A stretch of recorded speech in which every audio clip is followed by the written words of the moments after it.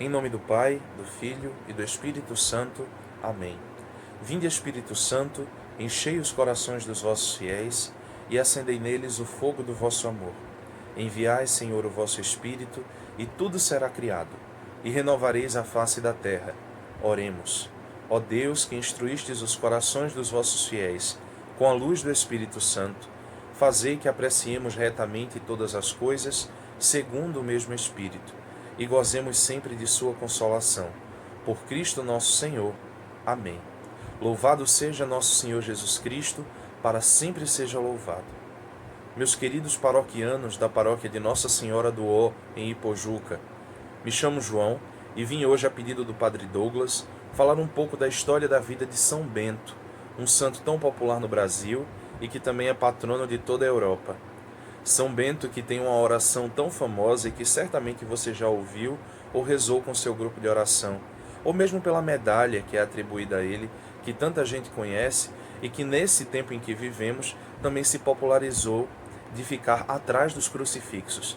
É bem interessante essa devoção que nasceu ao redor da medalha de São Bento, que inclusive eu tenho um crucifixo aqui com a medalha dele também.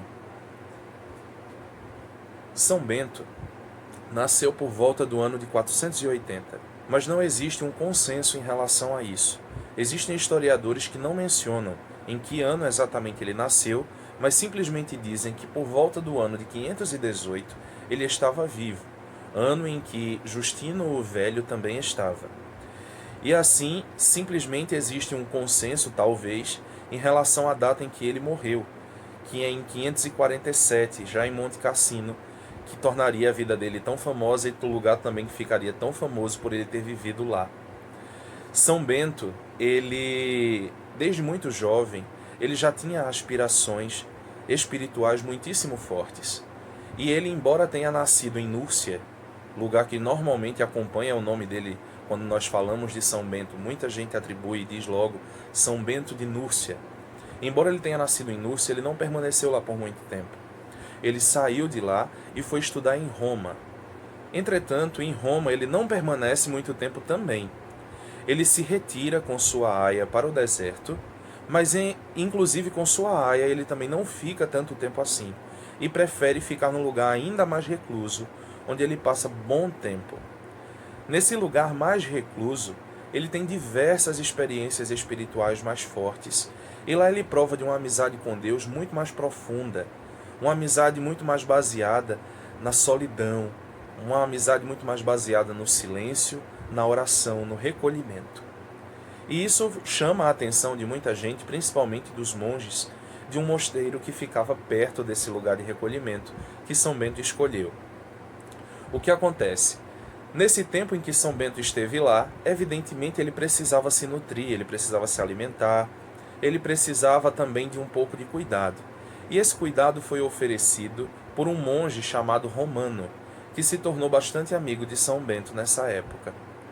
Romano levava todos os dias pão para São Bento e amarrava numa corda, e nessa corda também tinha uma sineta, que avisava quando ele estava chegando, e São Bento já esperava por esse pão.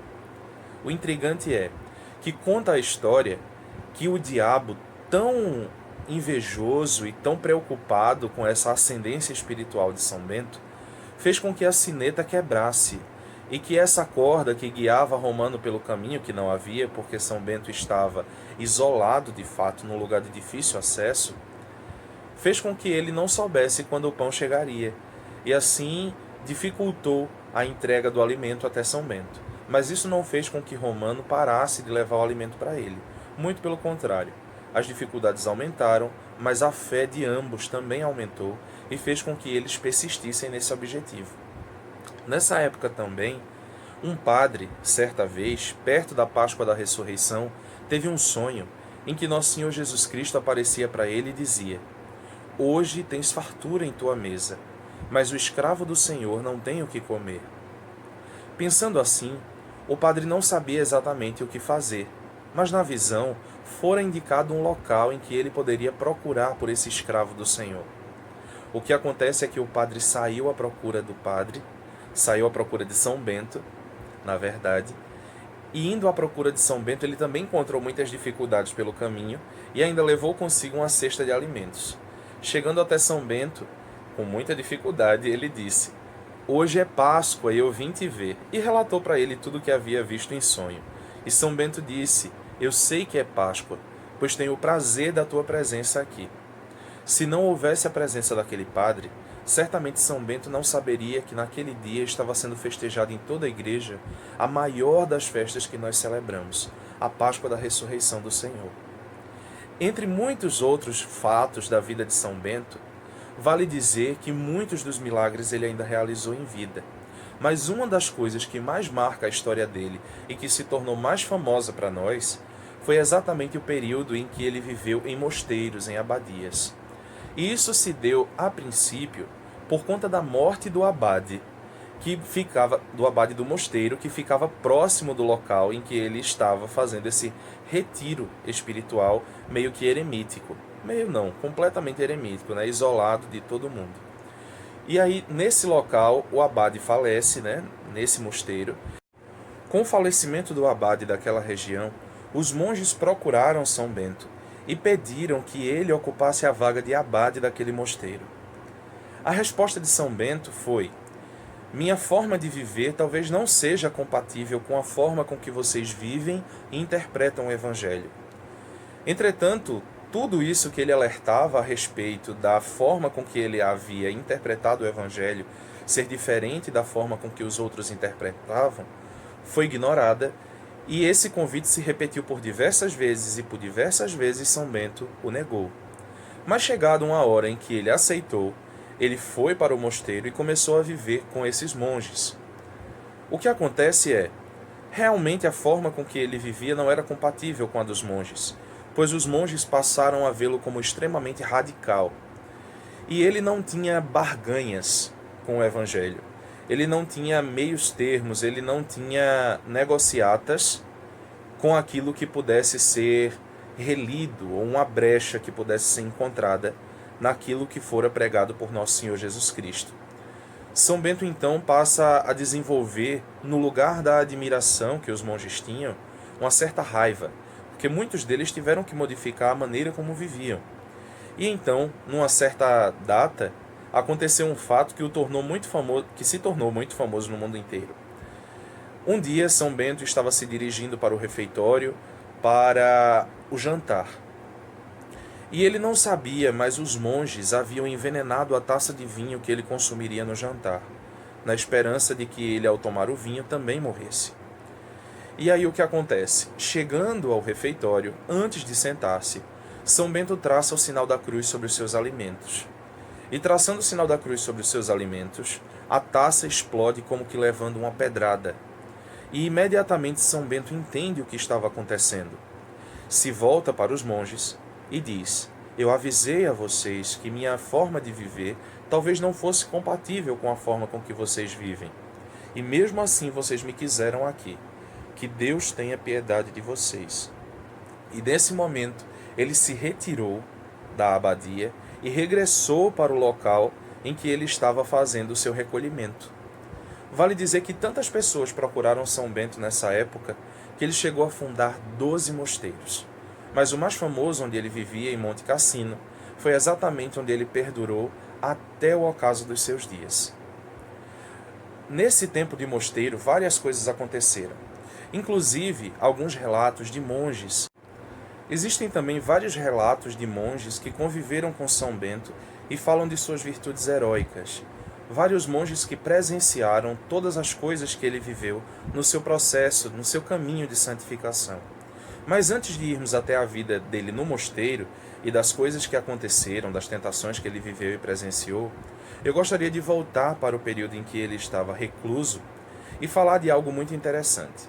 Um dia, estando ele sozinho a meditar, São Bento avista um pássaro negro, e esse pássaro negro traz consigo a visão de uma mulher. A visão dessa mulher fez com que São Bento ficasse muito temeroso na fé. A visão dessa mulher fez com que se despertasse nele alguns sentimentos que ele lutava para não sentir. E aí o que acontece? Ele fica perdido em seus pensamentos, e além de perdido em seus pensamentos, São Bento chega a cogitar a ideia de sair dali e voltar para a sua vida normal, pensando que estava empreendendo uma loucura. Sua fé foi maior nesse momento, e ele conseguiu recobrar a consciência, e recobrando a consciência, ele castigou o corpo, na esperança de que, castigando o corpo, ele pudesse realmente encontrar um motivo que justificasse a sua mente, que aqueles sentimentos trariam muito mais dor do que alegria. E isso fez com que nunca mais em seu corpo ele sentisse essas tentações. Nesse período em que ele esteve recluso, ele vivenciou muitos outros momentos de intimidade espiritual. Mas talvez seja realmente na sua vida no mosteiro que mais fatos tenham acontecido e que mais fatos tenham chegado para nós através da história. Muitos deles estão narrados na Catena Áurea, que é um livro que resume e que traz a história dos santos de muitas datas do período antigo. Entre elas estão 9 páginas sobre a vida de São Bento. Lá, a gente encontra uma sucessão de milagres e de momentos místicos que o santo vivenciou. Entre eles, muitos com os monges. Esses relatos com os monges trazem também uma profundidade espiritual tremenda, como por exemplo o caso do monge Mauro. O monge tinha uma dificuldade muito grande para rezar, e um dia São Bento, observando os seus irmãos rezando, foi até o local em que Mauro rezava e percebeu que ao lado dele havia uma aura negra que o puxava pelo hábito. Então ele pergunta aos monges se os outros monges também eram capazes de ver aquela aura negra puxando ele pelo hábito.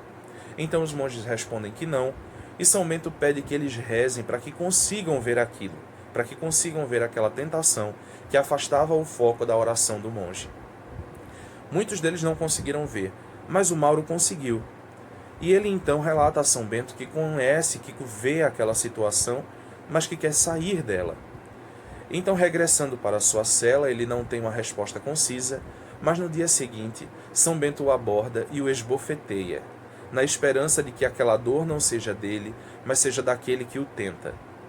O fato é que, depois disso, o monge passou a realmente dedicar-se muito mais à oração e a perder-se menos nessa tentação que é perder o foco nas coisas de Deus, nessa tentação que é retirar Jesus do centro.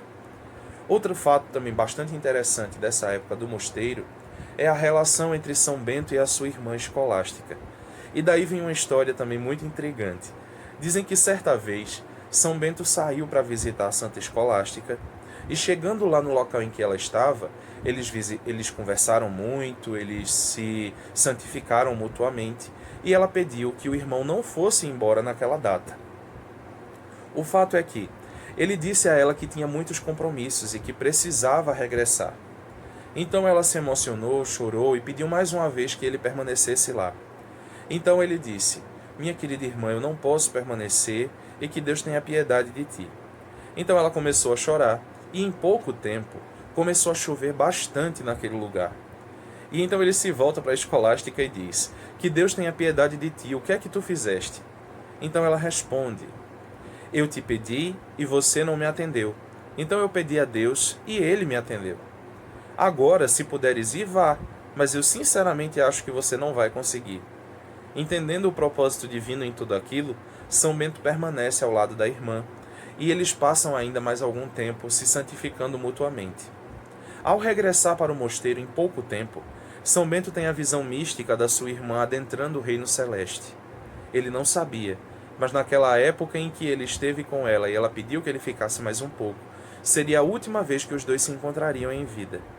Santa Escolástica, depois da morte, teve um pedido de São Bento para que o corpo dela fosse trazido até o lugar em que ele estava, e ela foi enterrada em uma sepultura que ele preparou, inclusive, para ele mesmo.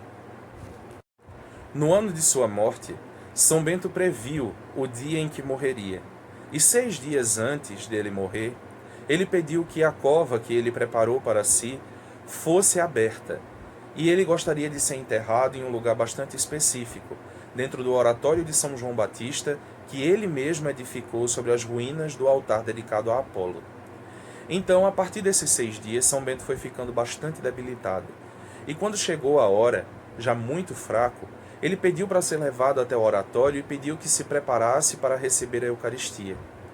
E então São Bento comunga, e elevando os seus braços para o céu, ele entrega a sua alma a Nosso Senhor. Vale dizer que ele foi enterrado nesse mesmo oratório, como era de desejo dele, e que nessa época 2 outros monges tiveram uma visão muito interessante de São Bento percorrendo um caminho de luz muitíssimo estreito. E em pouco tempo eles interpretaram que aquele era o caminho de santidade de São Bento, que ele percorreu em vida e continuava a percorrer em busca de Jesus Cristo. São Bento é um santo bastante invocado aqui no Brasil, principalmente por conta da sua oração. A oração de São Bento traz frases muito fortes consigo, frases que enternecem o coração e que nos lembram de coisas que muitas vezes a modernidade tenta nos fazer esquecer. Que o diabo existe e que ele nos ronda na esperança de fazer com que nossas almas se percam. Mas São Bento nos dá vários exemplos de que a resistência a esses males é possível. No ano de 1964, São Bento foi, como eu posso dizer, ele foi elevado, ele recebeu a atribuição de padroeiro de toda a Europa e também padroeiro da Alemanha, isso pelas mãos do Papa Paulo VI. São Bento faleceu no ano de 547, em Monte Cassino, mas os seus restos mortais não repousam mais lá, porque na época da Segunda Guerra Mundial, aquele local foi quase levado às ruínas. Então, seus restos mortais foram transportados para uma cidade que inclusive recebe o seu nome no centro da França, e lá estão até hoje. Em uma abadia, claro. São Bento é uma figura muito marcante também por conta da sua regra, que perdura também até os dias atuais e que é uma das regras monásticas mais antigas de toda a Igreja. Essa regra tem como base uma coisa muito especial, que é a hospitalidade. São Bento também é conhecido e reconhecido por conta do seu lema, que é o Ora et Labora, a oração e o trabalho, que deve realmente ser uma pauta de vida para todos nós. É basicamente uma provocação e um convite para que nós revejamos. Trata-se de uma regra de vida muito consistente e provocativa, que nos faz rever os nossos conceitos, rever a nossa vida e realmente acreditar que a oração, unida ao trabalho, nos guiará num caminho de santificação muitíssimo consistente. São Bento ele também nos lembra de muitas coisas. Por exemplo, que Cristo é o centro e ele nos basta. São Bento era alguém tão simples que nesse tempo de recolhimento ele não levou praticamente nada consigo e só se alimentava porque as outras pessoas se encarregavam de levar o alimento até ele. São Bento é alguém que nos provoca até hoje a não nos preocuparmos com os adornos que circulam toda a nossa fé, mas que possamos nos preocupar e nos dedicar quase que exclusivamente ao centro de tudo isso, que é nosso Senhor Jesus Cristo. São Bento é um exemplo tão atual de que a perseverança e que a fé em Deus produzem frutos em nós que o tempo e ninguém conseguirão roubar de nós, mas são virtudes que permanecerão conosco até os dias eternos. E assim, para concluir esse momento, rezemos juntos a oração de São Bento. A cruz sagrada seja a minha luz, não seja o dragão meu guia. Em nome de Jesus, retira-te, Satanás. Nunca me aconselhes coisas vãs. É mal que tu me ofereces, bebe tu mesmo dos teus venenos. São Bento de Núrcia, rogai por nós. Em nome do Pai, do Filho e do Espírito Santo. Amém. Fiquem com Deus e até a próxima.